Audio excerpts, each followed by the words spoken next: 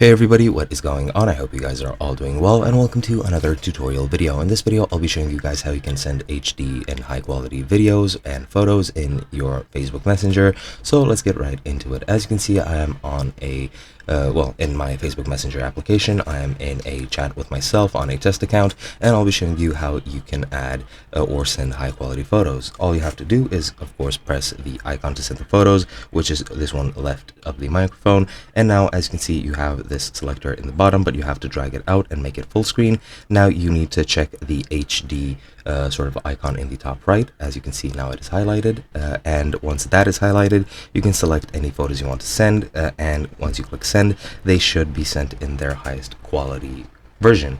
Now if I go in them, as you can see, it is relatively high quality, even though it really doesn't matter since it's a screenshot of this chat, but you need to trust me, and that is now a high quality picture, and any pictures you send will be of a higher quality if you send them with the HD sort of option turned on. And that is pretty much all there is to it. Hope you guys enjoyed, and I'll be seeing you guys in another video.